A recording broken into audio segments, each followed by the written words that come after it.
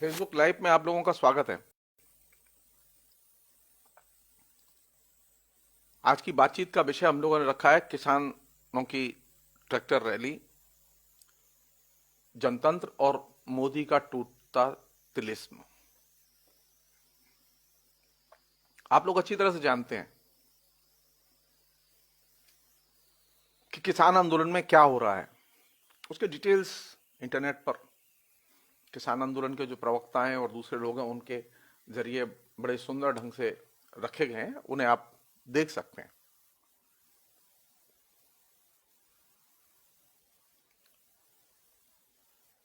कल बातचीत से अचानक सरकार भाग गई।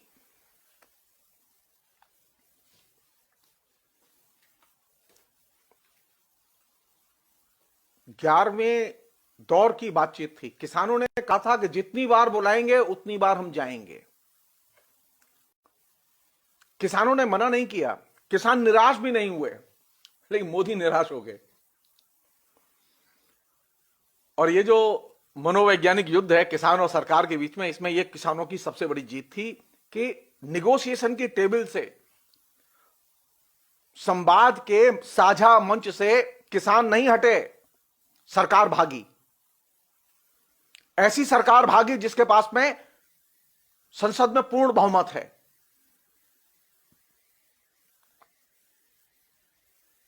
और यह अपने आप में बहुत ही शानदार चीज है। नॉर्मली यह होता रहा है कि आंदोलनकारी फ्रस्ट्रेट होते रहे, आंदोलनकारी परेशान होकर बातचीत से भागते रहे हैं, बातचीत में नहीं जाएंगे इसके लिए वो कहते रहे हैं। लेकिन पहली बार ऐसा हो रहा है कि किसान आंदोलन के नेताओं ने एक प्रतिज्ञा की कि वे सरकार से जितनी बार सरकार बुलाएगी हम उतनी बार जाएंगे।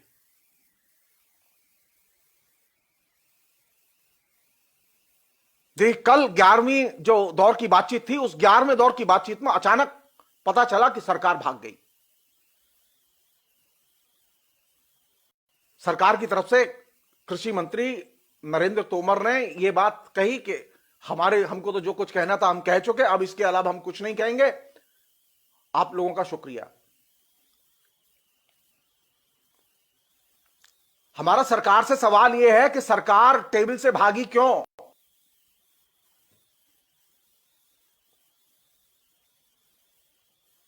किसने कहा था टेबल से भागने के लिए सरकार से? सरकार ने वार्ता की टेबल से भागकर अपनी पहली डिफीट स्वीकार कर ली है। अगर सरकार में ताकत थी और उनके तर्क में वजन था, वो तो 11वें राउंड में आते आते ही पसर गए। उनके तर्क में वजन नहीं है। जिसके तर्क में वजन नहीं होता वह मैदान से भागता, और जिसके तर्क में वजन होता है वह मैदान से नहीं भागता। किसानों के तर्क में वजन है, यह बात कल प्रूव हुई। और यही वजह है कि किसान खुशी खुशी हॉल से निकले। वो निराश नहीं थे, निराश थी सरकार। और यह किसान आंदोलन की सबसे बड़ी पहली उपलब्धि थी जिसमें कि नरेंद्र मोदी सरकार डायलॉग से भागी।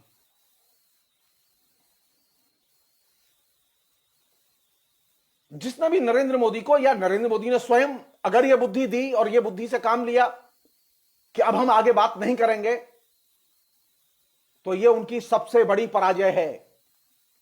लोकतंत्र में सरकार कभी यह नहीं कह सकती कि हम बात नहीं करेंगे। लोकतंत्र में सरकार के दरवाजे 24 घंटे खुले हुए हैं। नरेंद्र मोदी के मंत्रियों ने कल कहा कि हम शटडाउन कर रहे हैं। वो जो लैंग्वेज है कि अब आप धन्यवाद देने आए हैं, हमको जो कहना था हम कह चुके, अब आगे कुछ नहीं कह सकते, ये लैंग्वेज पराजय की लैंग्वेज है, ये विजय की लैंग्वेज नहीं है। और ये लोकतंत्र की लैंग्वेज नहीं है। ये लोकतांत्रिक सरकार की भाषा नहीं है। ये पॉपेट, कठपुतली सरकार की भाषा है। सिर्फ कठपुतली सरकार ही ऐसा बोल सकती है। और कठपुतली शब्द का मैं जानबूझ के प्रयोग कर रहा हूं।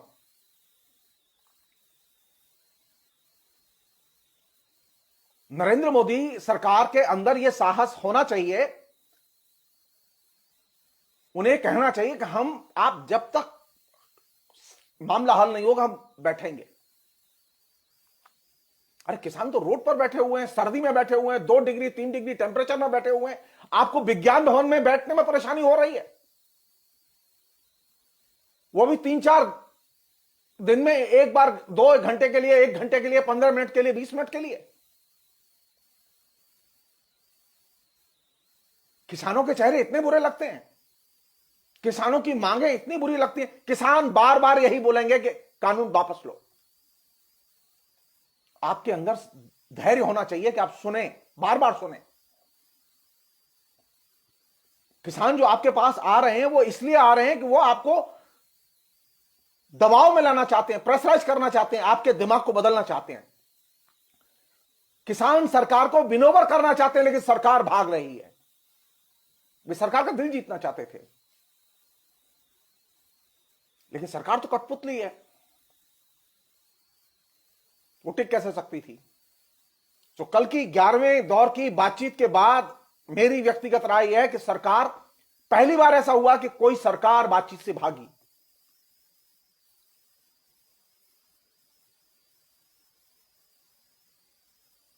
आप याद कीजिए निर्भया कांड के समय मनमोहन सिंह की सरकार किसी भी स्तर पर बातचीत और एक्शन से भागी नहीं, लगातार एक्शन हो रहे थे, हजारों लोग बोट क्लब पर जमा थे, 24 घंटे एजिटेशन था। यहां तक कि लोग रात को हजारों की संख्या में सोनिया गांधी के घर गए जुलूस लेकर। सोनिया गांधी ने आधी रात को निकल के उन जुलूस में आए हुए लोगों से बात की, क्योंकि सरकार का यह नियम नहीं है, लोकतंत्र में सरकार के पास में यह मोहलत नहीं है, यह अनुमति नहीं है कि वो अपना दरवाजा बंद कर दे। नरेंद्र मोदी की सरकार ने कल बातचीत से भागकर लोकतंत्र का अपमान किया है। लोकतंत्र में आप मांग माने या न माने, यह आपका हक है, यह किसानों का हक है कि वे बार बार आएंगे, वे बार बार कहेंगे आपसे। लेकिन सरकार ने पहली बार ऐसा कहा कि अब हम बातचीत नहीं करेंगे, अब हमारी मान लोगे तो हम बातचीत करेंगे। यानी सरकार अभी तक जो बातचीत कर रही थी, किस लिए कर रही थी?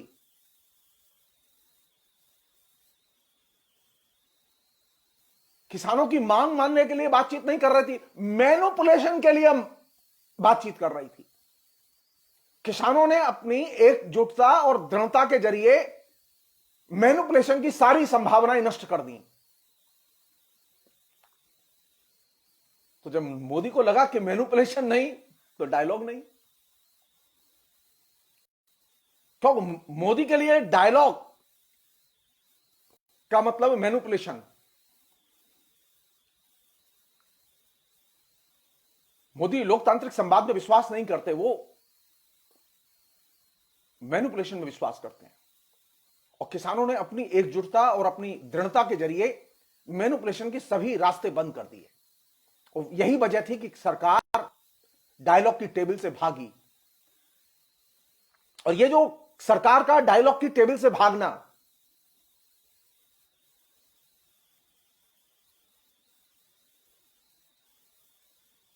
और ये कहना, नरेंद्र तोमर का जो स्टेटमेंट है बहुत ही घृणित स्टेटमेंट है।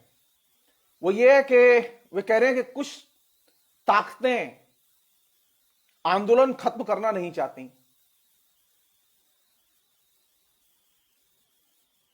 क्यों खत्म कर दें भाई बिना मांग माने? क्यों खत्म कर दें? तुम्हारे गुलाम हैं वो लोग, तुम्हारे भक्त हैं, तुम्हारे रहमो करम पर जिंदा हैं वो। नरेंद्र मोदी को अपने व्यक्तित्व के जो उन्होंने जो ढांचा बनाया हुआ है, मीडिया में जो इमेज बनाई हुई है, अपने भक्तों में जो इमेज बनाई हुई है, उसके आधार पर उनका यह मानना है कि उनके तो व्यक्तित्व में एक तरह से जैसे मंत्रमुग्ध करने की क्षमता है। वो जब जिससे मिलते हैं उसका दिल जीत लेते हैं। पहली बार ऐसा हुआ है कि नरेंद्र मोदी किसी भी किसान नेता की पीठ पर हाथ रख के, कंधे पर हाथ रख के बात नहीं कर पा रहे।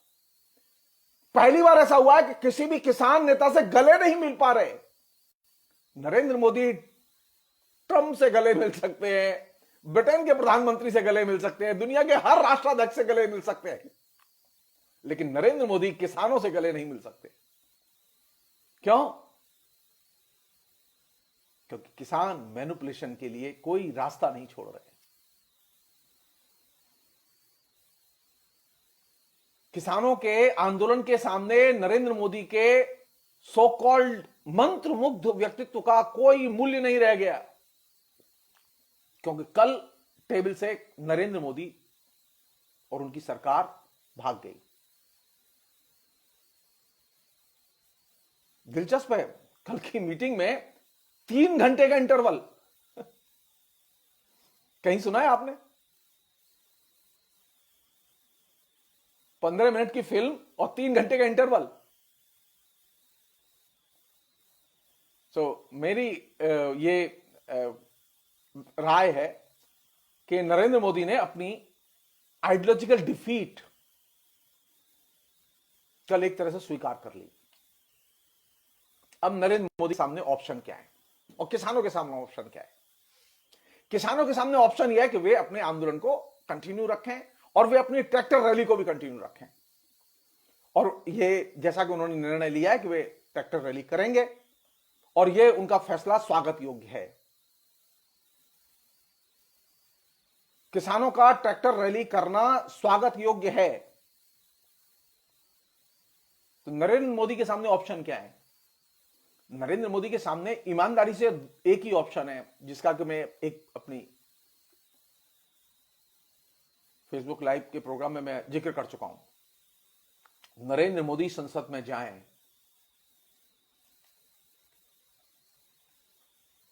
संसद में जाएं और संसद से कहें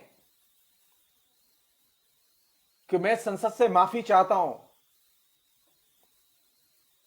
हमने जो किसानों के कृषि विपणन संबंधी जो 3 कानून बनाए, वे कानून किसान मानने के लिए तैयार नहीं है। मैं उन्हें कन्विंस नहीं कर पाया। संसद इन कानूनों को निरस्त करे। संसद के सामने नरेंद्र मोदी माफी मांगें। किसानों से माफी मांगने की जरूरत नहीं है, संसद से माफी मांगे, क्योंकि नरेंद्र मोदी कल टेबल से भागे हैं। या तो नरेंद्र मोदी कन्विंस करता है किसानों को, किसान नहीं भागे, किसान अभी भी नहीं भागेंगे।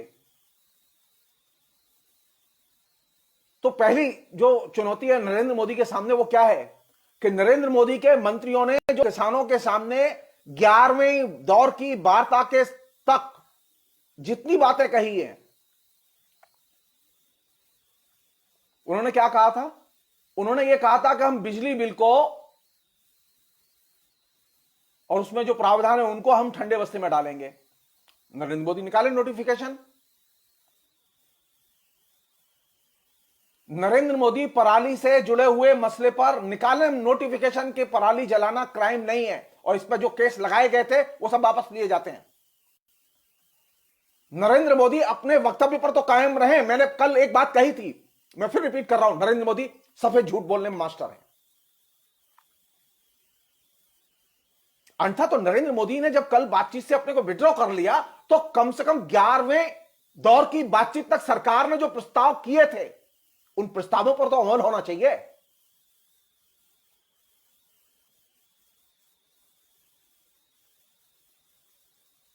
जो झूठे केस लगाए गए, जो एफआईआर की गई, अकेले उत्तराखंड में 1000 से अधिक लोगों के ऊपर एफआईआर करके केस लगाए गए, क्योंकि वे किसान आंदोलन में भाग लेने आए हैं। वापस लें केस, प्रूफ करके दिखाएं कि वे किसानों के हितैषी हैं। नरेंद्र मोदी सरकार यही तो कह रही है वो किसानों की हितैषी है, और ये आंदोलनकारी लोग किसानों के हितैषी नहीं है। तो प्रूफ करें।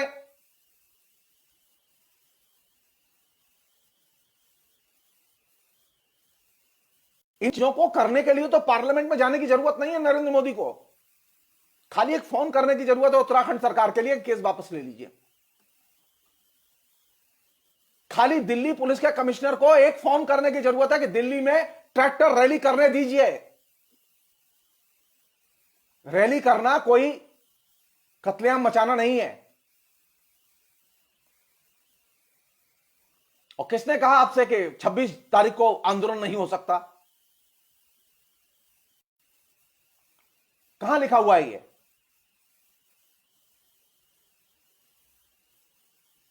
जब लोगों के रोजी रोटी पर बनाई हो, लगातार उनकी रोजी रोटी पर हमले हो रहे हो, तो लोग मुहूर्त देखेंगे कि परशुराम जयंती पर हम नहीं करेंगे, हम राम जयंती पर नहीं करेंगे, हम 15 अगस्त पर नहीं करेंगे आंदोलन। आंदोलन मुहूर्त देख के नहीं शुरू हुए थे।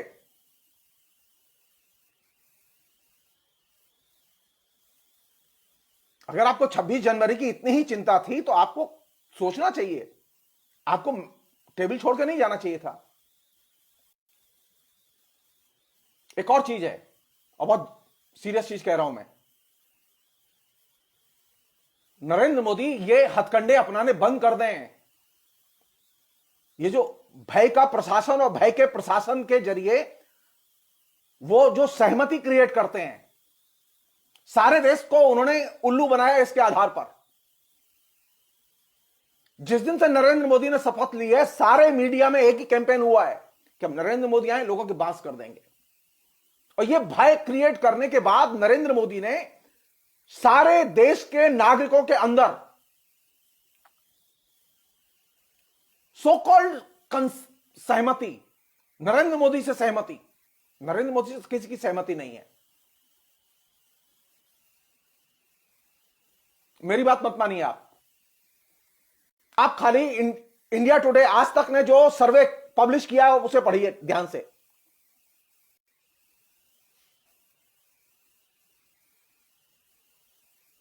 नरेंद्र मोदी के कार्यकाल में कौन सी चीज बढ़ी है? नरेंद्र मोदी भ्रष्टाचार के खिलाफ लड़ने का बिगुल बजाते हुए आए थे। भ्रष्टाचार अभी पीक पर है। सर्वे में 70% से ज्यादा लोगों ने यह स्वीकार किया है। सब लोग जानते हैं इस बात को। कहां गया नरेंद्र मोदी का जादू? जो लोग ये सोचते हैं कि नरेंद्र मोदी तो तिलस्मी हैं और आए हैं तो आके बस बेईमानों के भूस भर देंगे। अरे बेईमानों के भूस भरना था तो ये इतना करप्शन पीक पर कैसे चला गया? करप्शन तो नीचे जाना चाहिए था।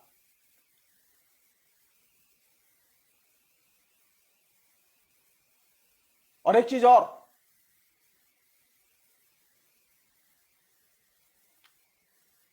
नरेंद्र मोदी के साथ में अभी भी 65% से अधिक लोग हैं ऐसे जो कि नरेंद्र मोदी के इन किसान बिलों के पक्ष में नहीं है।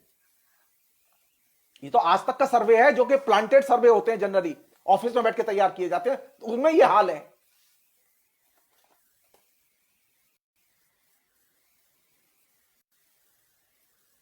सिर्फ 34% लोग यह कह रहे हैं कि कानून किसानों के हित में है। सिर्फ 34%।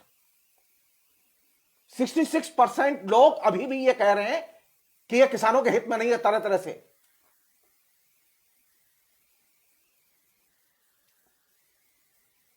अब किसानों की नहीं मानेंगे, मीडिया की नहीं मानेंगे। मीडिया खुल के कह रहा है कि आपके पक्ष में जनता नहीं है। मीडिया खुल के कह रहा है कि आपके शासन में करप्शन बढ़ा है। आप मानेंगे नहीं।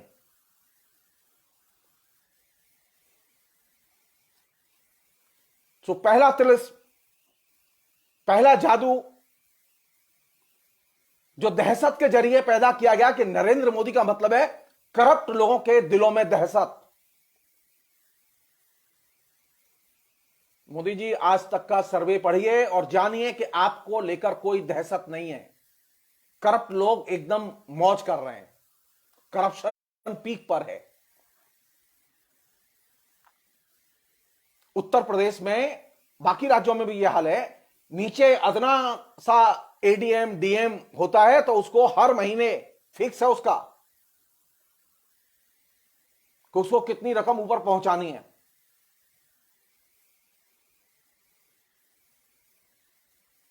खाली इतना रुकवा दीजिए कि डीएम को ये जो मंथली पहुंचाना होता है वो नहीं पहुंचाना हो, एडीएम को जो मंथली पहुंचाना होता है वो नहीं पहुंचाना पड़े। सिर्फ इतना ही लिबरेट कर दीजिए, डीएम को लिबरेट कर दीजिए।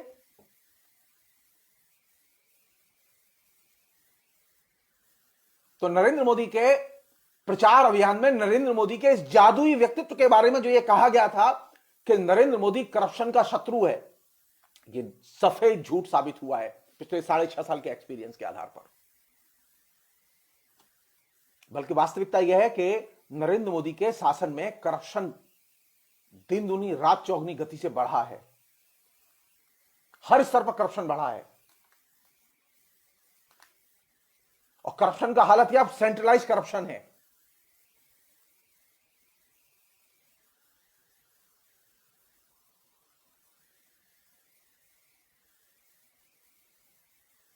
बिना सत्ता का दबाव पैदा किए प्रोपेगेंडा कीजिए आप। जयप्रकाश नारायण ने आंदोलन किया था मिसेस गांधी के खिलाफ में। दिल्ली में जयप्रकाश भी रैली कर रहे थे और दिल्ली में मिसेस गांधी ने भी रैली की थी। और आप अच्छी तरह से जानते हैं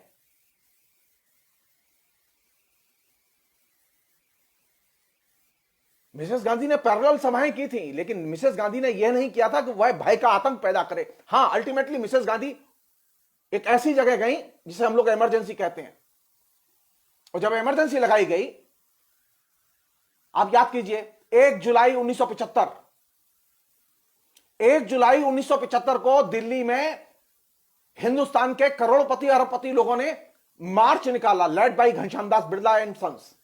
सारे अरबपति थे उसमें।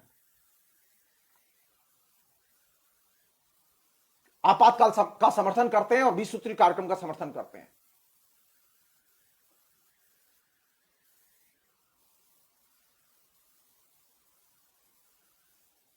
रोड पर थे इंदिरा गांधी की आरती उतारने के लिए, लेकिन उसके बाद इंदिरा गांधी की जो दुर्दशा हुई आपको मालूम है। और आपकी तो स्थिति इतनी बदतर है नरेंद्र मोदी जी कि आपके लिए तो पूंजीपति जुलूस नहीं निकालेंगे कभी, बल्कि आप उनके लिए जुलूस निकाल रहे हैं, उनके दरवाजों पर जा रहे हैं। आपके लोग उनके दरवाजों पर बिल्कुल भाड़ की तरह पड़े हुए हैं। आज स्थिति यह है कि आप जेआरडी टाटा का ऑल इंडिया रेडियो के आर्काइव में, डीडी में इंटरव्यू है, पढ़िए, आप देखिए निकाल के। टाटा से पूछा था ऑल इंडिया रेडियो के टेलीविजन के रिपोर्टर ने कि आप मिसेस गांधी से मिले हैं? तो टाटा ने कहा कि हाँ मिला तो हूं, लेकिन मैं बहुत ही निराश हुआ, बहुत फ्रस्ट्रेट हुआ। बोले क्यों? बोले मैं मिलने गया, उन्होंने मुझे सीरियसली नहीं लिया। नहीं, मैं बैठा रहा सामने, वो खिड़की की तरफ दूसरी तरफ देखती रही, वो सुनती नहीं मेरी बात, लेकिन उन्होंने मेरी तरफ देख के बात ही नहीं की मुझसे, उन्होंने तवज्जो ही नहीं दी।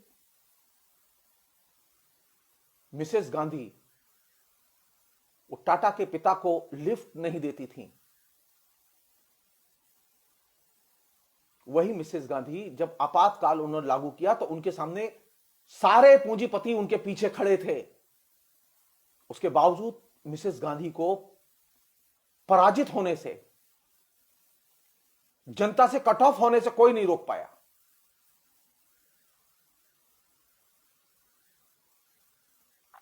और आपकी स्थिति क्या है? आपके लिए तो कोई अदानी अंबानी कोई रोड पर निकलेगा ही नहीं,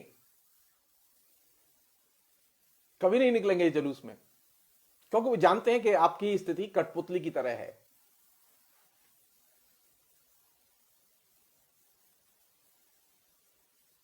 तो एक मैं विनम्र अनुरोध है मेरा कि मिसेस गांधी की तरह डिक्टेटर बनने की कोशिश मत कीजिएगा। उसका पहला कारण यह है कि मिसेस गांधी जैसी आपके अंदर क्षमता नहीं है। दूसरा यह कि आप हिटलर जैसा दमन करने की मत सोचिएगा, क्योंकि आपके पास में हिटलर जैसा दमनात्मक व्यक्तित्व नहीं है, और न संगठन है और न टैलेंट है।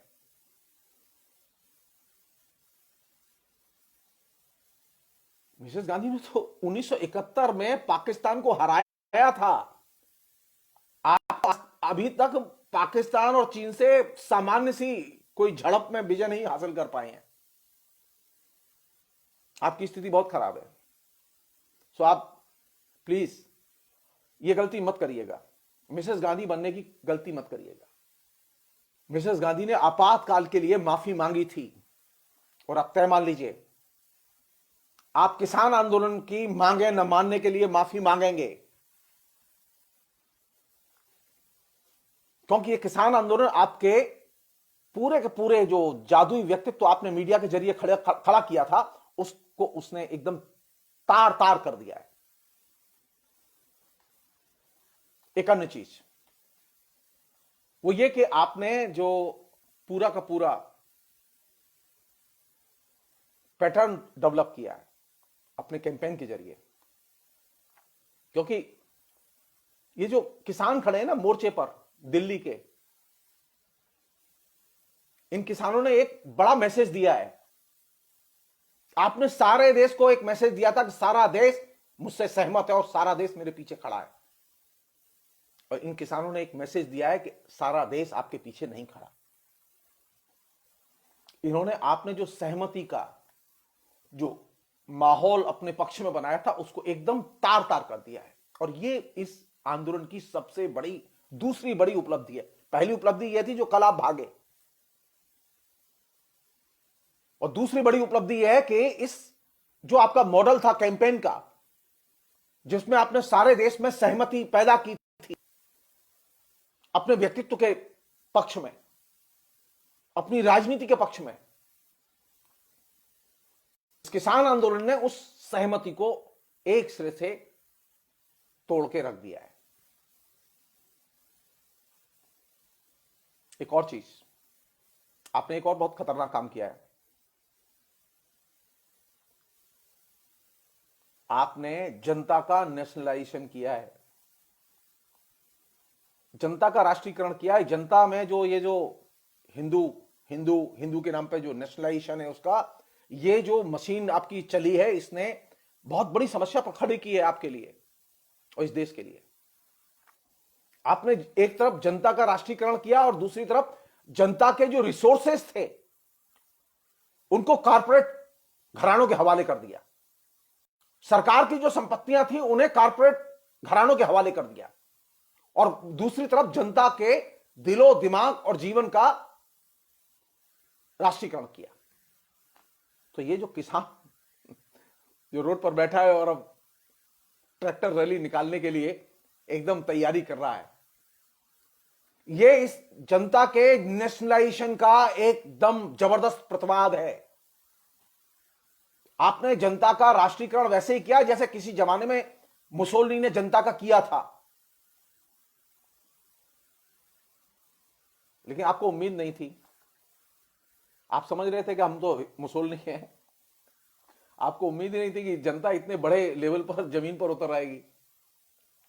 अब इसमें किसान ही नहीं है, इसमें नौजवान हैं, उसमें बूढ़े हैं, उसमें औरतें हैं, उसमें छात्र हैं, तमाम तरह के लोग हैं। इस प्रतिवाद में अब आप एक चीज बताइए, बहुत ही गंभीरता से मैं कह रहा हूं ये बात, क्या हिंदुस्तान में आड़तियाओं को आंदोलन करने का हक नहीं है क्या? हिंदुस्तान में आड़तियाओं को भी आंदोलन करने का हक है जितना कि कारपोरेट घरानों को आंदोलन करने का हक है। आंदोलन करने वाले को आप तत्काल देशद्रोही और खालिस्तानी और दूसरे नामों से पुकारने क्यों लगते हैं? तो पहली जरूरत है आपकी, आप एक चीज समझ लीजिए, आपके साथ सहमति का मतलब यह नहीं है कि जनता ने आंदोलन न करने का बॉन्ड लिख के भर के दे दिया हो आपको। आप ये मान के चल रहे थे कि जनता का जब हमने नेशनलाइजेशन कर दिया तो अब जनता हमारे खिलाफ खड़ी नहीं होगी, लेकिन आप ये भूल गए कि ये जनता आपके नेशनलाइजेशन को एक्सेप्ट नहीं करती। आपने मीडिया से हवा बनाई थी और वो मीडिया में ही हवा है, जनता में नहीं है।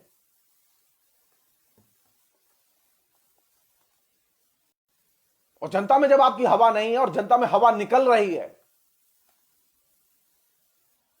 तो आपके तो उस जनता के राष्ट्रीयकरण के धुर्रे धुर्रे उड़ गए।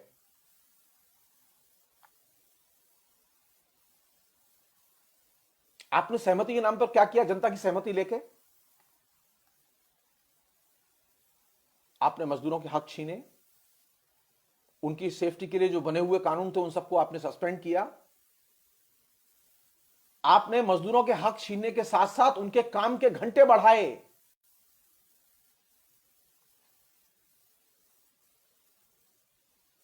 अब आप सोचिए, आप जीत कर आए थे जनता को सुख देने के लिए, लेकिन आपने जनता को आते ही दुख दिए। अब लोग पहचानना शुरू कर दिए हैं ये कि ये तो दुख दिए भाई सहमति के नाम पर।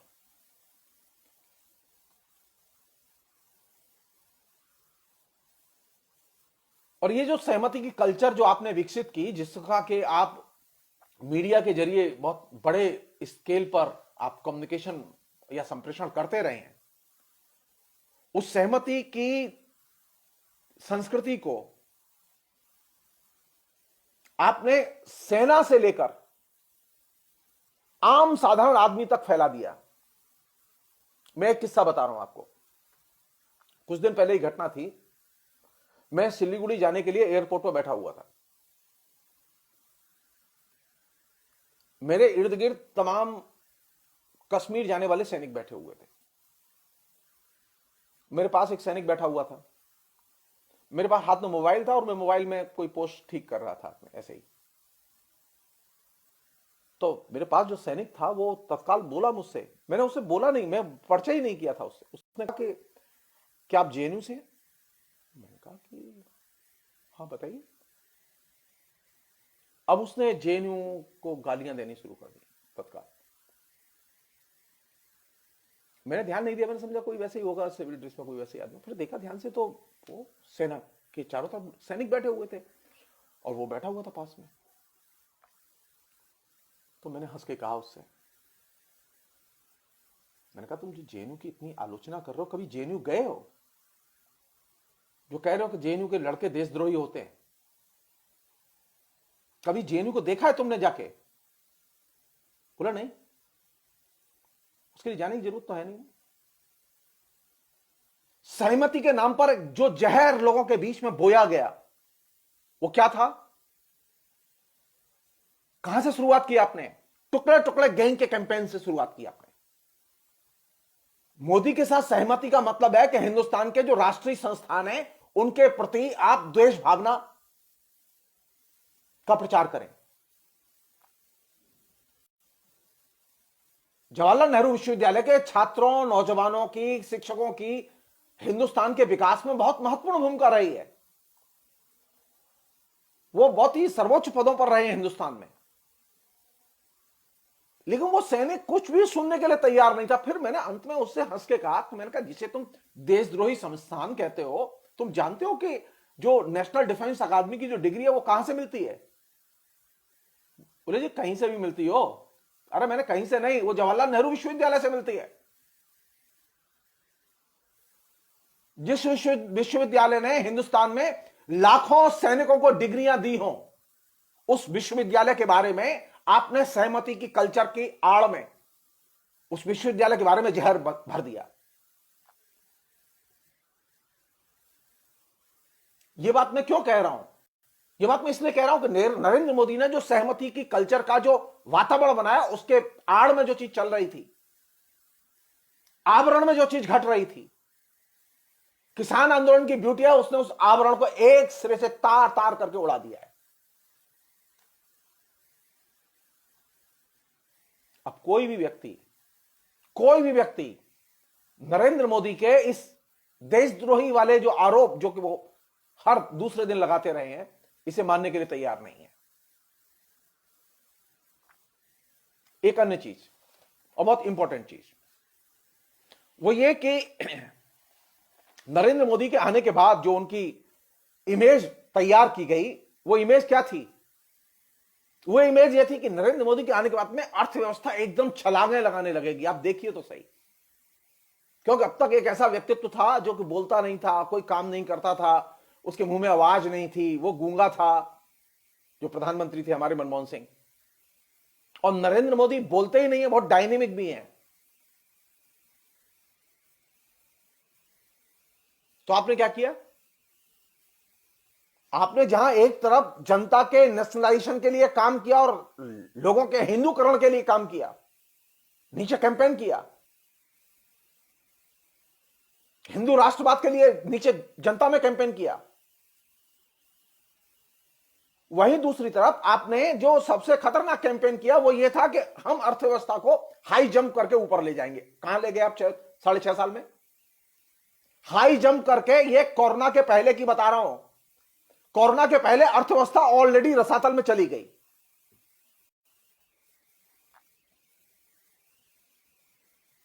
सवाल नहीं किया जाना चाहिए आपसे, अर्थव्यवस्था कहां गई? अर्थव्यवस्था के आंकड़े बताने में आपको डर क्यों लगता है?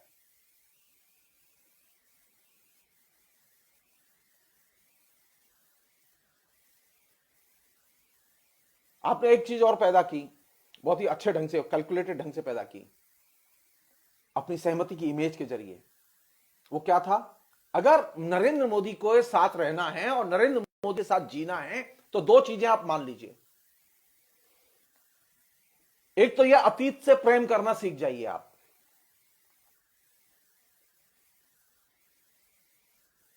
और दूसरा अंधविश्वासों से प्रेम करना सीख जाइए।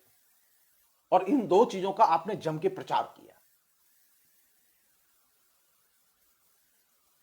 और जानते हैं आप, अच्छी तरह से जानते हैं आप, कि जो सिख, जो कि किसान आंदोलन की लीडरशिप में है, सिख धर्म जो इस किसान आंदोलन की लीडरशिप में है, गुरु नानक जो इस किसान आंदोलन के जिसे के प्राण हैं, उस गुरु नानक का सबसे बड़ा कंट्रीब्यूशन जानते हैं क्या था? उन्होंने अंधविश्वास के खिलाफ में सबसे अधिक लिखा और बोला।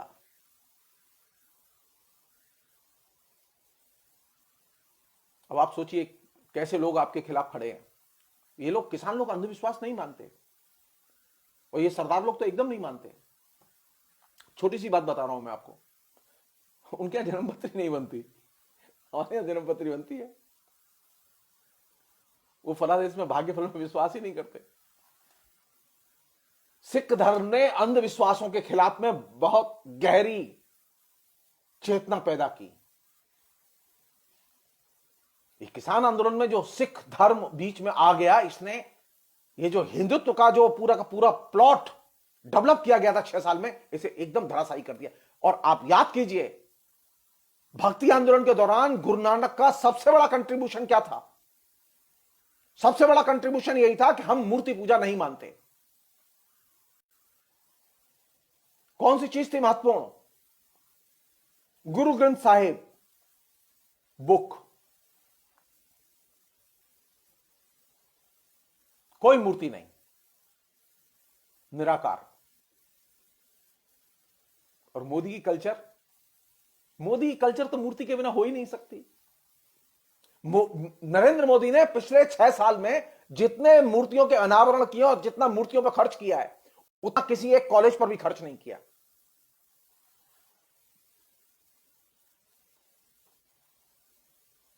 नरेंद्र मोदी के लिए कल्चर का मतलब है मूर्ति पूजा और मूर्तिकरण।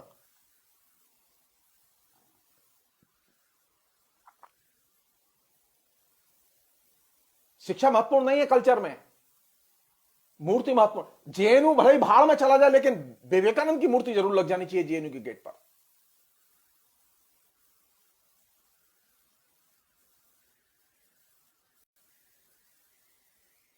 तो कौन सी टकराहट है, कौन सी चीज है जो किसान आंदोलन हमारे लिए लेकर आया है सौगात में?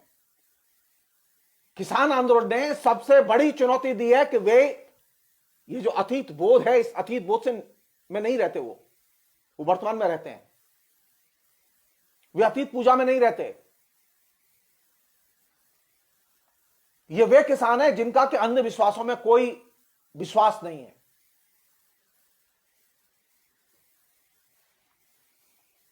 और आपने क्या किया? आपने ये जो अतीत बोध है और ये जो अंधविश्वास है, इनको राष्ट्रीय संपत्ति बना दिया है। तो किसानों की लड़ाई किससे है? किसानों ने एक बहुत बड़ी लाइन खींची है जिसको पकड़ना नरेंद्र मोदी के लिए संभव नहीं है। आइडियोलॉजिकली उन्होंने उस पूरे के पूरे मिथ को, जो कि पिछले 6 साल में गढ़ा गया था कि नरेंद्र मोदी के साथ में सहमति बनाओ, देश का विकास करो, इस मिथ को उन्होंने तार तार करके तोड़ दिया है।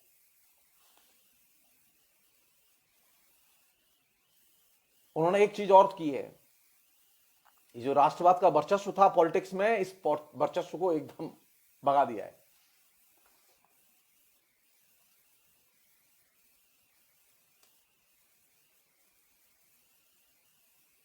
कौन सी जरूरी है अभी?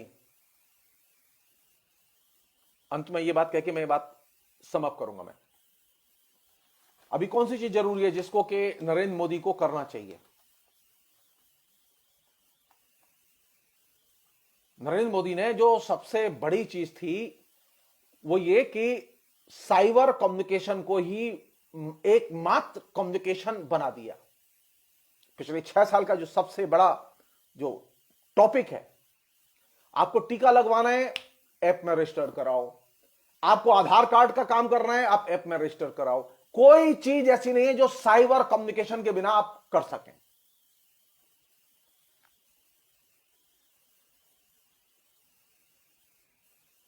साइबर कम्युनिकेशन को सामाजिक कम्युनिकेशन, पॉलिटिकल कम्युनिकेशन का एक बड़ा टूल्स बना दिया। और आप परेशान होंगे, किसानों के बीच में साइबर कम्युनिकेशन बहुत महत्वपूर्ण नहीं है। किसानों के बीच में व्यक्ति से व्यक्ति के तरफ जो संवाद है, एक से दूसरे के बीच का जो डायलॉग है, वो बहुत महत्वपूर्ण है। उनकी पंचायतों के जो मीटिंग्स हैं, उनमें जो लिए गए फैसले वो बहुत महत्वपूर्ण है। किसानों का आपसी डायलॉग महत्वपूर्ण है। वो साइबर कम्युनिकेशन के जरिए वो आपके फेसबुक पोस्ट पढ़ के वो मोर्चे पर नहीं आए।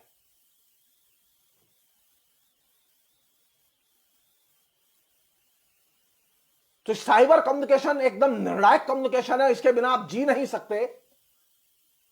और जो लोग सोचते थे कि साइबर कम्युनिकेशन के बिना आंदोलन नहीं हो सकता, उनके सबके मिथ किसान आंदोलन ने तोड़ दिए हैं। किसान आंदोलन में नेता और किसानों के बीच का जो कम्युनिकेशन है वो बहुत महत्वपूर्ण है, जो ट्रेडिशनल कम्युनिकेशन है। साइबर कम्युनिकेशन उसका कंप्लीमेंट्री है, पूरक है, लेकिन वो निर्णायक नहीं है। तो नरेंद्र मोदी ने साइबर कम्युनिकेशन को जो प्रमुखता दी और उसको जो एक तरह से केंद्रीय कम्युनिकेशन बना दिया, उसने साइबर निगरानी और साइबर नियंत्रण और साइबर उपभोग, इन सब में एकदम लंबी छलांग लगाई। और जो एक चीज इस बीच में डेवलप हुई है, जिसके कि हम लोग अभ्यस्त बन गए कि अब हमारे पास में जो ये जो डाटा होता है, उस डाटा का हम लोग क्या करते हैं? अब हम खूब पिक्चर देख रहे हैं, खूब गाने सुन रहे हैं। तो जनता को, खासतौर पर नौजवानों को आपने साइबर मनोरंजन में एकदम इन्वॉल्व कर दिया, व्यस्त कर दिया है। यह एक बड़ी कल्चरल पॉलिसी के तौर पर किया गया है। आप मुझसे पूछ सकते हैं, मुझसे कोई नहीं कहता बोलने के लिए, मैं अपने आप करता रहता हूं। क्यों करता रहता हूं बताइए? तो कोई काम नहीं है मेरे पास, मैं आराम से सो सकता था। मैं इसलिए करता रहता हूं क्योंकि मैंने एक डाटा लिया है। वो जो आपके पास कनेक्शन होता है वो भी मेरे पास कनेक्शन है। तो मुझे लगता है कि मेरा 1.5 GB डाटा तो है, तो मैं इसका उपयोग कर लेता हूं, मैं खर्च कर लेता हूं आपसे बातचीत करके। मैं कई बार लिख चुका हूं, जब मैं बोर होता हूं तो मैं इंटरनेट पर रहता हूं, बाकी समय मैं अपने पढ़ता रहता हूं, काम करता रहता हूं, भगवान की पूजा भी करता रहता हूं वो सब काम करता हूं मैं। लेकिन ये जो साइबर कम्युनिकेशन है, इस साइबर कम्युनिकेशन ने एक साइबर मनोरंजन पैदा किया और इस मनोरंजन में हिंदुस्तान की जनता को बड़े पैमाने पर इन्वॉल्व कर दिया। एक तबका जो ऑलरेडी टेलीविजन और रेडियो के मनोरंजन में मगन था, लेकिन उसे अब शिफ्ट करके साइबर मनोरंजन में व्यस्त कर दिया गया। और इस साइबर मनोरंजन ने डायवर्जन में बहुत बड़ी भूमिका अदा की। लेकिन संयोग की बात देखिए कि किसान आंदोलन ने इस नौजवान को भी विनोवर कर लिया। हरियाणा और पंजाब के, पश्चिमी उत्तर प्रदेश के बड़ी संख्या में नौजवान अब उस जो साइबर मनोरंजन की जो नाकेबंदी नरेंद्र मोदी ने की थी, उस नाकेबंदी के बाहर निकल के आंदोलन में आ गए। तो ये एक बहुत बड़ा जो है शिफ्ट है। अब आप इंगेज करके नहीं रख सकते। नरेंद्र मोदी ने सीखा था ये हिटलर से ही, ये मुसोलिनी से ही सीखा था। मुसोलिनी ने एक जमाने में रेडियो के मनोरंजन में व्यस्त किया था। नरेंद्र मोदी को लगा कि अब जियो के जरिए फ्री डाटा, फ्री ये, फ्री वो, ये जो पूरा फ्री का जो घोटाला चला है, जिसको कि अभी डिटेल्स आएंगे, इस पूरे घोटाले ने जो सबसे खतरनाक काम किया वो ये कि साइबर मनोरंजन में यूथ को इन्वॉल्व कर दिया। आप कितनी भी गंभीर समस्या में बात कर रहे हो, आप देखिए मेट्रो में, आप देखिए सड़क पर, आप देखिए मोहल्ले में, आप बाकी जगह, सब लोग अपने मोबाइल में व्यस्त हैं। और मोबाइल में क्या देख रहे हैं? वो मोबाइल में वो कोई गंभीर चीज नहीं देख रहे, वो मोबाइल में सिर्फ मनोरंजन देख रहे हैं।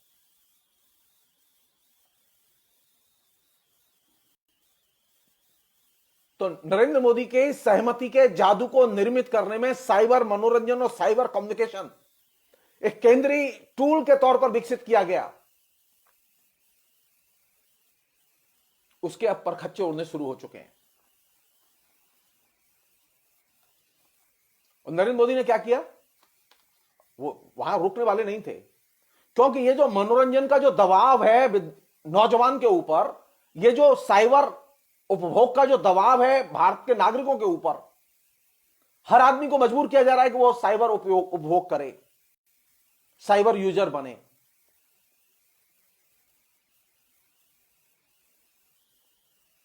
तो इसमें नेशनलिज्म भी लाए, वो अपने तरीके से राष्ट्रवाद को भी ले आए। और राष्ट्रवाद पहले कहां से लाए? शुरुआत हुई उसकी, और वो शुरुआत में उन्होंने कहा कि चीनी ऐप कितनी खराब स्क्रिप्ट लिखी है किसी ने।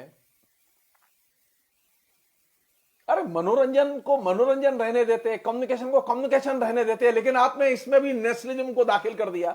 अब चीनी ऐप का उपयोग न करें।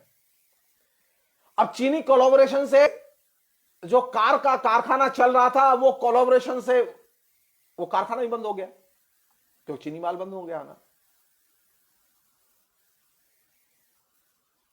तो नरेंद्र मोदी ने जो नई चीज पैदा की थी वो थी साइबर कम्युनिकेशन माने नेशनलिज्म, और उसे क्लाइमेक्स पर पहुंचाया चाइनीज ऐप पर पाबंदी लगा के।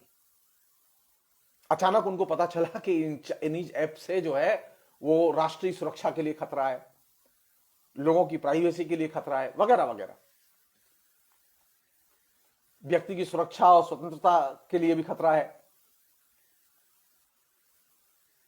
तो आपने साइबर कम्युनिकेशन को, साइबर मनोरंजन को, साइबर निगरानी को अब आपने साइबर राष्ट्रवाद से जोड़ दिया।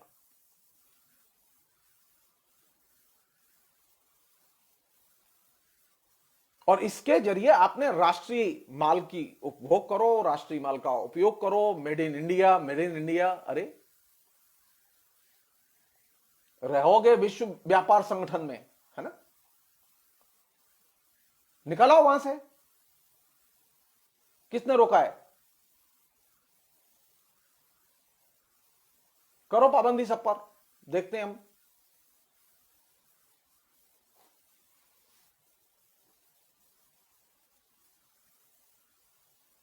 साइबर नेशनलिज्म, साइबर नेशनलिज्म के भी परखच्चे उड़ाए किसने? किसान आंदोलन में। अब वो साइबर नेशनलिज्म और साइबर सेल किसान आंदोलन के, और किसान आंदोलन को जो किसान आंदोलन के बाहर लोग हैं उनके समर्थन के कारण वो बिल्कुल एकदम पैदल दौड़ रहा है, नंगा करके रख दिया इस किसान आंदोलन के समर्थन ने नरेंद्र मोदी के पूरे कैंपेन को। इसलिए ये जो नरेंद्र मोदी ने जो साइबर कम्युनिकेशन के नाम पर जो साइबर राष्ट्रवाद तक वो जिसे ले गए, वो अब धीरे धीरे टूटना शुरू हुआ है।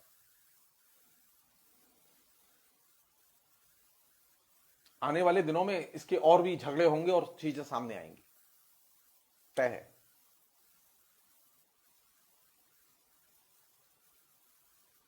और जो चीज मैंने आपसे अभी शेयर की कि नरेंद्र मोदी के लिए कल्चर का मतलब है सिर्फ मूर्ति पूजा।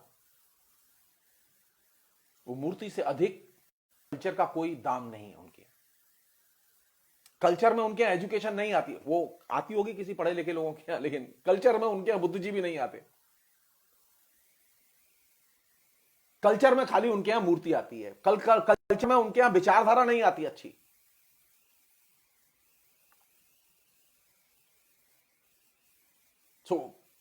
सबसे बड़ी जो समस्या है वो क्या है कि नरेंद्र मोदी ने पिछले 6 साढ़े 6 साल में मूर्ति पूजा, मूर्ति संस्कृति, और यही जो राम मूर्ति के लिए, राम मंदिर के लिए, ये जो अभी पूरा पूरा देश आंदोलित कर रहे हैं वो लोग। याद कीजिए विवेकानंद को, क्योंकि विवेकानंद के ही अनुयायी है ना ये, किसी और की तो मानेंगे नहीं, विवेकानंद की मान लें। विवेकानंद ने क्या कहा था? विवेकानंद ने भी मूर्ति पूजा का विरोध किया था। दयानंद सरस्वती की मान लें, दयानंद सरस्वती ने भी मूर्ति पूजा की संस्कृति का विरोध किया था। दयानंद सरस्वती और विवेकानंद से बड़े तो हिंदू नहीं है ये आरएसएस वाले। विवेकानंद से बड़े हिंदू नरेंद्र मोदी भी नहीं है।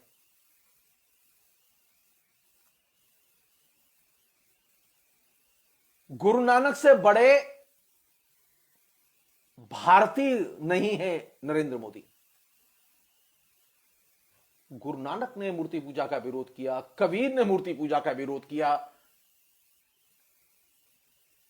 विवेकानंद ने विरोध किया, दयानंद सरस्वती ने विरोध किया, लेकिन नरेंद्र मोदी ने मूर्ति पूजा और मूर्ति संस्कृति को एक महत्वपूर्ण इंस्ट्रूमेंट बना दिया।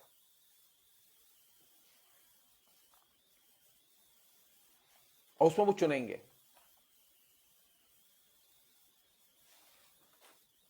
इसलिए ये जो नया जो फेज है जिसमें कि नरेंद्र मोदी रमण कर रहे हैं, उस नए फेज की ब्यूटी है कि नरेंद्र मोदी के सामने राष्ट्रीय विरासत के नाम पर सिर्फ मूर्ति पूजा बची है और कोई आदर्श नहीं जानते। वो राष्ट्रीय विरासत के किसी भी वैल्यूज को नहीं जानते। वो उनके पास में सिर्फ मूर्ति पूजा के लिए कुछ चुने हुए हिंदू आइकॉन हैं। वे पूरी विरासत को भी संभाल नहीं सकते। और कल्चर कैसी? मूर्ति पूजा से अधिक नहीं। विवेकानंद की मूर्ति लगाओ, अंबेडकर की मूर्ति लगाओ, गांधी की मूर्ति लगाओ।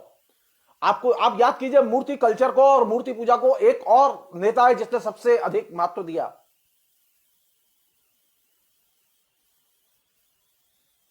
वो मायावती। वो भी इनकी हमराज है।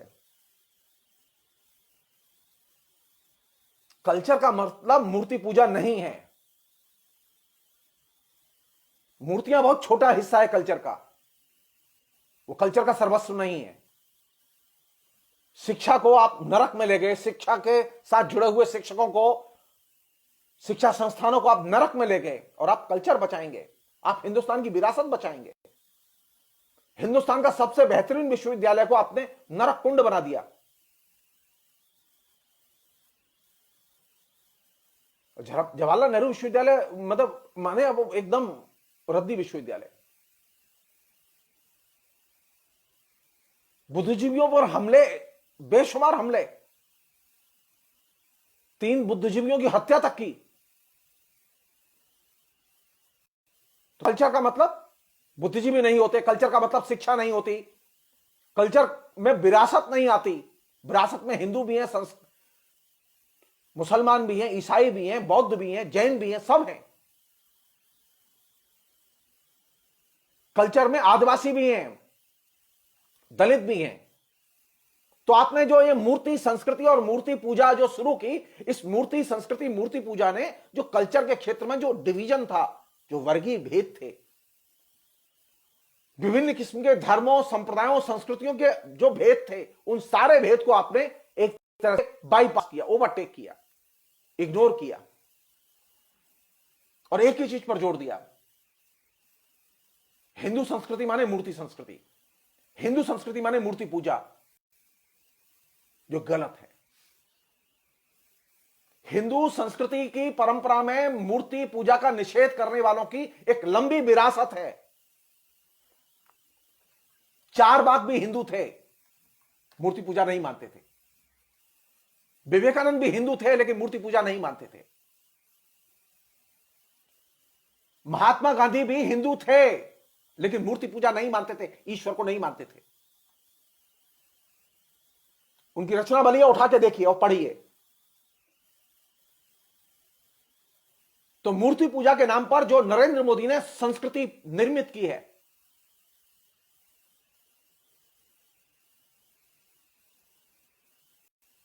एकदम आर्टिफिशियल कल्चर है, और ऐसी कल्चर है जिसमें ऐसे आइकॉन है जो कि सिर्फ उनकी राजनीति से जिनका के मेल हो खाली।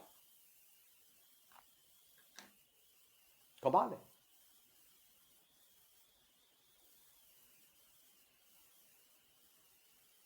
तो जरूरत किस बात की है? नरेंद्र मोदी को इस एरिया में भी चुनौती देने की जरूरत है।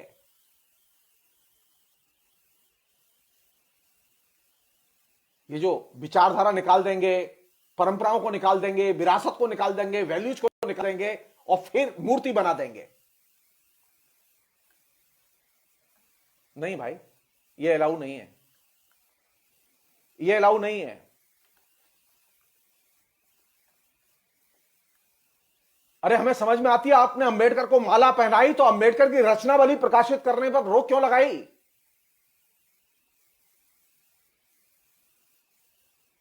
किसने रोका था आपको? क्यों रोक लगाई? क्योंकि आप जानते हैं कि विचारों के प्रचार से आपको नफरत है। आपको अंबेडकर के विचारों से कोई मोह नहीं है, कोई ममता नहीं है। आपको सिर्फ मूर्ति चाहिए, आपको विचार नहीं चाहिए। अगर राम जी आपको इतने ही अच्छे लगते हैं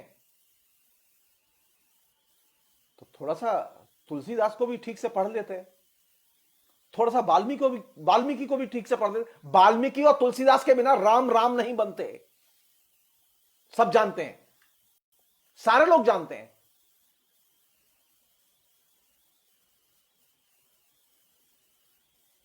लेकिन आप के लिए तुलसी का और कालिदास का या वाल्मीकि का तो महत्व ही नहीं है, आपके लिए तो राम की मूर्ति का महत्व है और राम के मंदिर का महत्व है। ये जो मूर्ति कल्चर,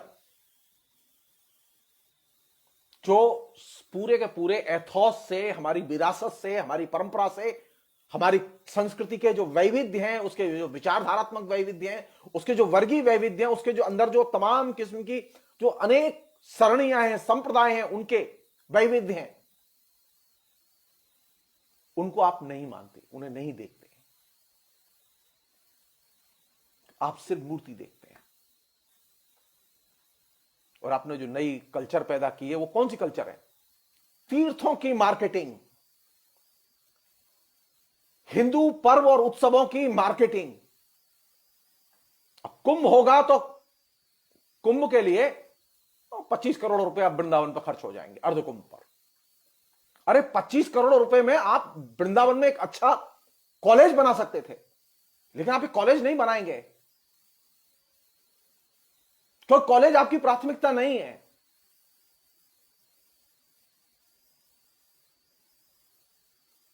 संस्कृति में आपने कौन सी चीज चुनी? आपने तीर्थ और तीर्थ की मार्केटिंग, तीर्थ और तीर्थ से जुड़ा हुआ पर्यटन।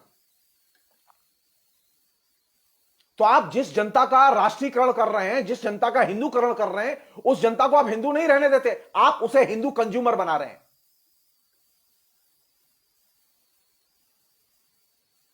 तो जिस राष्ट्रीयकरण को, जनता के राष्ट्रीयकरण की प्रक्रिया को नरेंद्र मोदी ने शुरू किया, उसको ले जाके कहां छोड़ा? कंज्यूमर बना के छोड़ा, एक हिंदू को कंज्यूमर बना के छोड़ा। वैभव देखना है तो आप इलाहाबाद जाइए, कुंभ के मेले में जाइए, 4000 करोड़ रुपया खर्च किए हैं, लेकिन इलाहाबाद विश्वविद्यालय पर खर्च करने के लिए पैसे नहीं है आपके पास।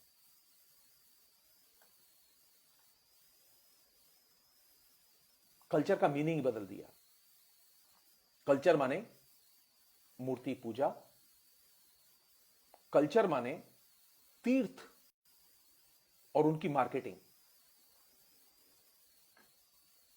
और इस पूरे क्रम में आपने जो चीज क्रिएट की वो थी कॉर्पोरेट हाउस के लिए कंज्यूमर तैयार करना। आपने हिंदू तैयार नहीं किए, हिंदू तैयार किए होते तब भी मैं संतोष होता मुझे कि चलो हिंदू तैयार हुए। आपने हिंदू तैयार नहीं किए, आपने कंज्यूमर तैयार किए।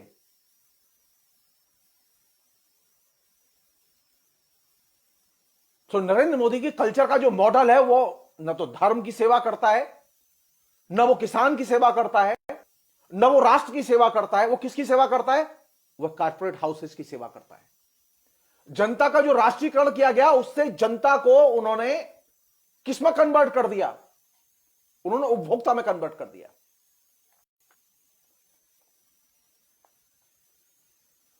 आप आइए मथुरा, मैं मथुरा रहता हूं आजकल, मैं आपको दिखाता हूं मथुरा में कितनी गंदगी है। तो आपने जो चीज अपने कल्चरल कैंपेन का हिस्सा बनाई वो कौन सी थी? स्वच्छता अभियान।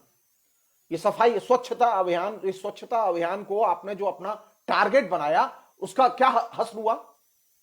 उसका हश्र यह हुआ कि आप एक मथुरा जैसे शहर से, जो छोटा शहर है जिसमें 50 साल से म्युनिसिपैलिटी बीजेपी के लोगों के पास है, आप गंदगी दूर नहीं कर पाए। हां, वो नमामि गंगे, हर हर गंगे, इन सब के वॉलंटियर्स सब जगह मिल जाएंगे आपको।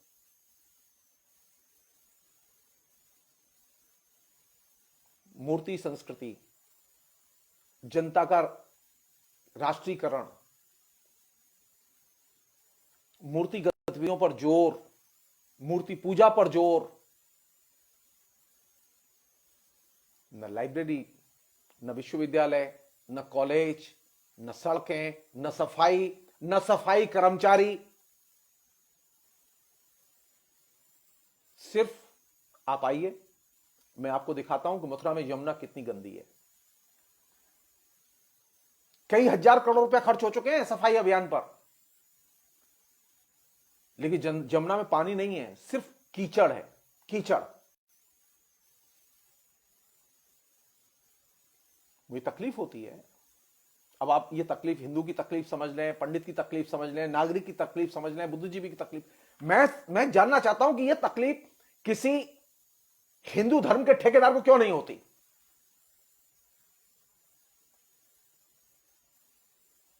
तो ये स्वच्छता अभियान जिस पर के इतना फोकस किया कल्चर के तौर पर, वह स्वच्छता अभियान सबसे बड़ी, जिसे कहें कि लूट की एक तरह से नाली है। तो आपने एक देवोपासना पद्धति, एक राष्ट्र, एक मार्केट, एक नेता, एक विचारधारा का जो पूरा का पूरा आइडियोलॉजिकल पैराडाइम बनाया, ये पूरा का पूरा पैराडाइम तार तार हो चुका है। और किसने किया ये? किसानों ने। मैंने परसों एक बैंक के दरवान से पूछा कि भाई तुम गए नहीं टिकरी बॉर्डर पर? तो उसने कहा नहीं जी, मैं तो नहीं जा पाया, लेकिन मेरे गांव और उसके आसपास के, ये मथुरा की बता रहा हूं मैं आपको, मेरे आसपास के गांव से कम 6000 लोग गए हैं वहां।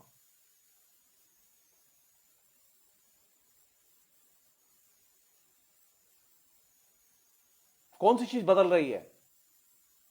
किसान घरों से निकल रहे हैं।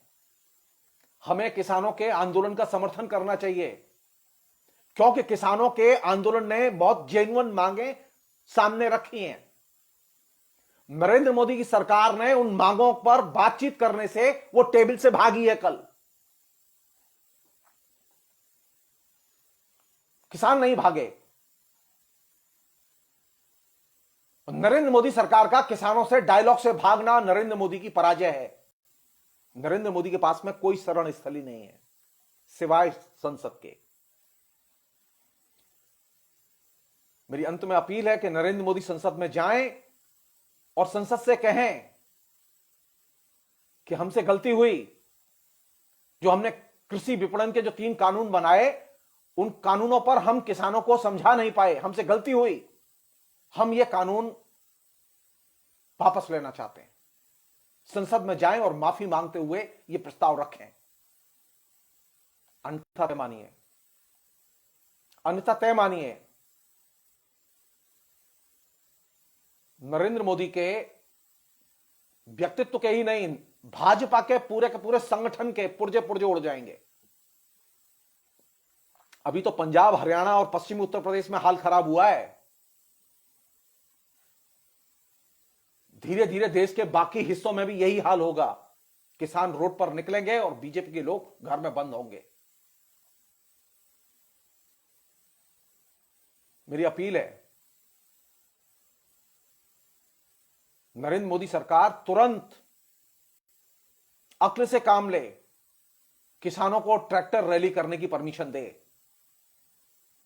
और ये जो सड़कों पर खुदाई हो रही है सिंधु बॉर्डर और टिकरी बॉर्डर पर, और बड़े बड़े पत्थर लगाए जा रहे हैं, सुप्रीम कोर्ट को संज्ञान लेना चाहिए।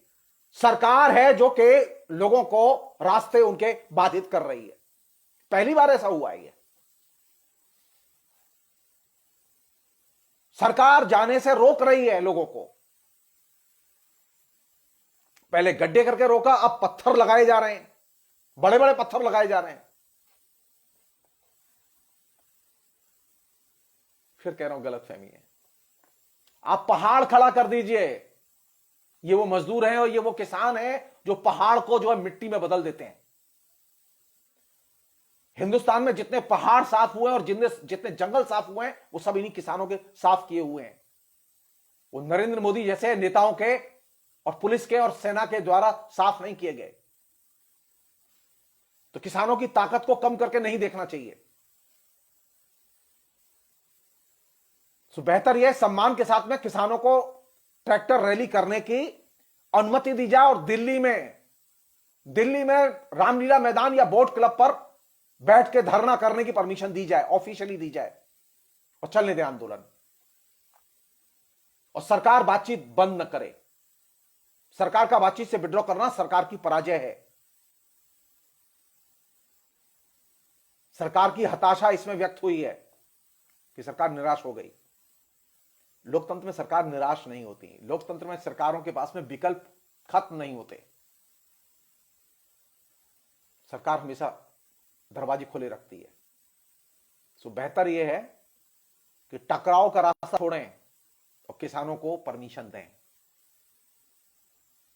क्योंकि किसान आंदोलन ने, नरेंद्र मोदी ने 6 साल में जो पूरा का पूरा वैचारिक परिदृश्य निर्मित किया था, उस वैचारिक परिदृश्य को एकदम जमीन से ध्वस्त कर दिया है। अगर आप चाहते हैं कि अगले कुछ साल आप शांति से शासन करें, तो बेहतर यह है कि किसानों की मांगों के सामने संसद में जाके समर्पण करें। किसानों के सामने मत करिए, किसानों की जरूरत नहीं है इसकी। संसद पुकार रही है कि नरेंद्र मोदी लौटे और माफी मांगे, क्योंकि संसद के साथ में नरेंद्र मोदी ने दुर्व्यवहार करके जबरिया संसद से वो कानून पास कराए थे। सारे रूल्स ब्रेक करके कानून पास कराए थे। ये संसद की डिमांड है कि नरेंद्र मोदी संसद में लौटें, गलती माने और कानून वापस लें। कोई विकल्प नहीं है। ये बात मैं पहले भी कह चुका हूं, ये बात मैं फिर रिपीट कर रहा हूं। संसद पुकार रही है और संसद के पास नहीं गए लौट के, तो दुनिया में कोई जगह नहीं है जहां आप अपना दुख व्यक्त कर सकें। आप जान लीजिए, इंदिरा गांधी ने 45वें संविधान संशोधन विधेयक के संदर्भ में कांग्रेस ने बाकायदा ऑफिशियली